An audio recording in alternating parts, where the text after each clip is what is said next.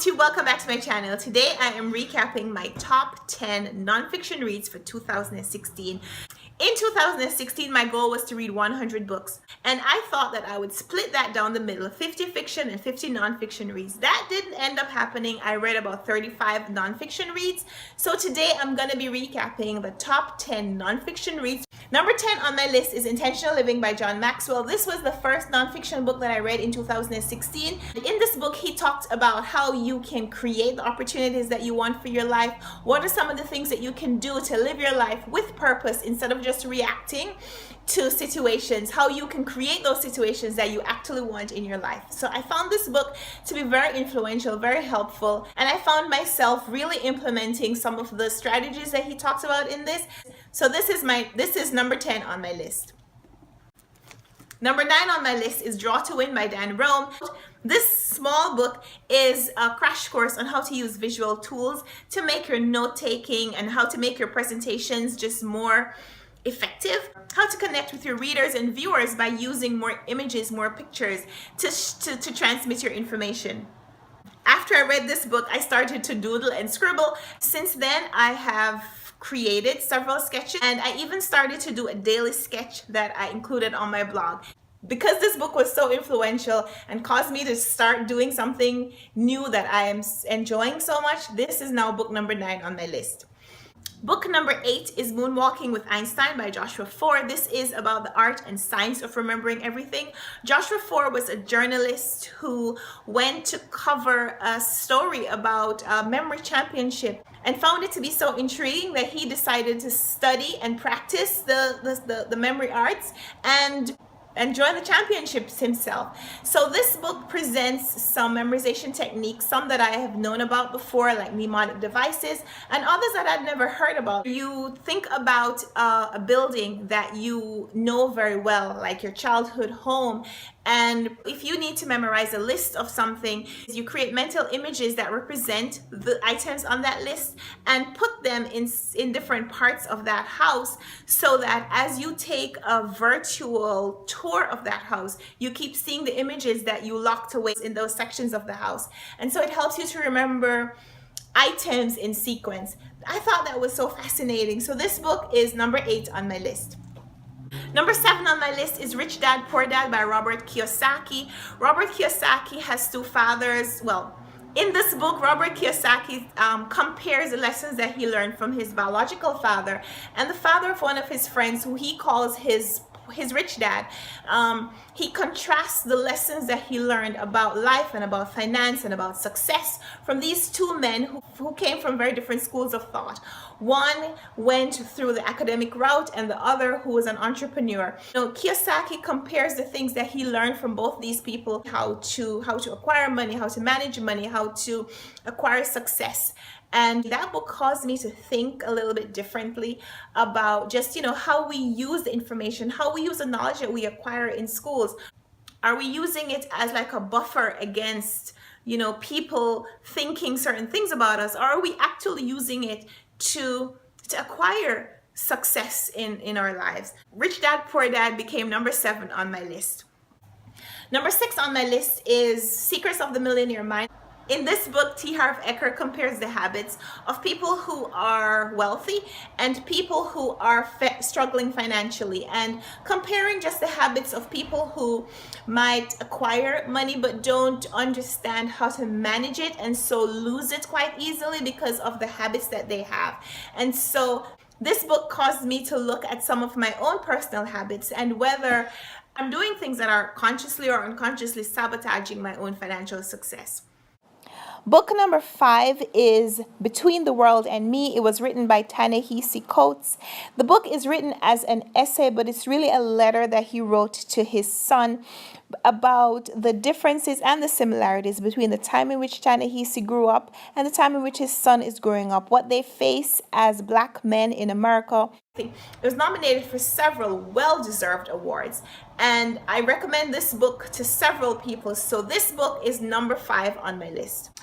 Book number 4 was this small book called The Art of Creative Thinking by Judkins. As you could probably infer just from looking at the cover, the book uses lessons from a lot of these popular, well-known artists.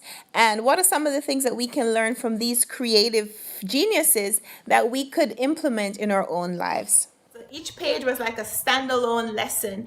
And after he told you about the story of some famous person and the lesson that you could learn from them, if you thought the alternate to what he was presenting on that page, he gave you a section where you could turn to that would give you an alternate ending or an alternate thought. It was such a fascinating book, and it made me think about nonfiction writing in such a different way. So this became number 4 on my list for 2016.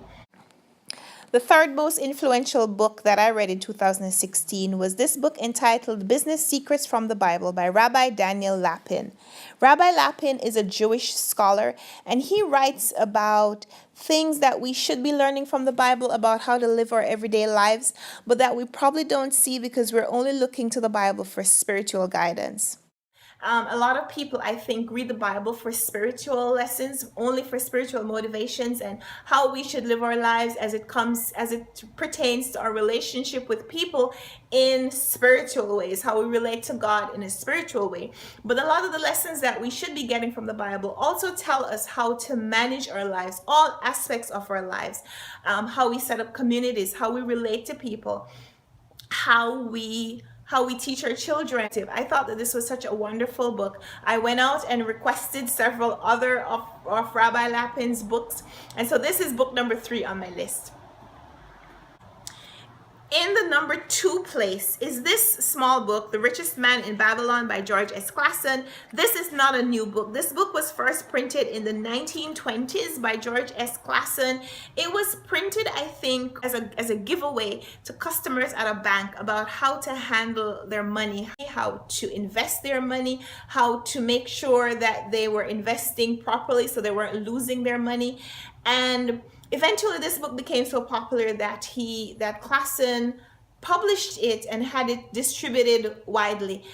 This book gives some financial lessons, but gives it in story form, stories that are set in ancient Babylonian days, but that actually have enduring themes that would be applicable to a person living in any period, in any time, in any place. And so this book, I'd love for it to be number 1, but it is number 2 on my list.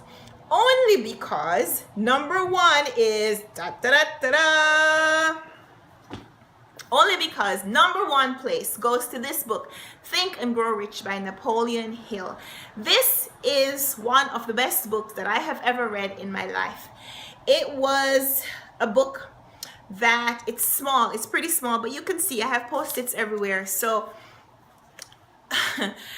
it took me a while to get to this book because I wanted to find a copy that I would feel comfortable about owning for the rest of my life, because this is a book that I think I will read every year forever. It talks about I don't want to tell you about this book. I just want you to read this book. If you haven't read this book before, I want you to read this book. Napoleon Hill was contracted by Andrew Carnegie, to study wealthy people and to write about their habits, write about the things that made them, write about the things that they had in common, write about their differences. Just study them and study them for several years. Think and Grow Rich is the book that came out of that study. In this book, he's talking not just about financial wealth, about how we can live our best lives ever. What are some of the things that we need to do to live our best lives ever? This is such an introspective look at life. If you haven't read it, I think you should read it. This is number 1 on my list for 2016. It's probably going to be number 1 on my list for 2017 too. So take a look. If you haven't read it yet, go ahead, buy a copy. Don't even borrow it from the library. Go ahead and buy a copy of this book because I think you should read it. I think everybody should read it. So there you have it. Those are my top 10 nonfiction reads for 2016.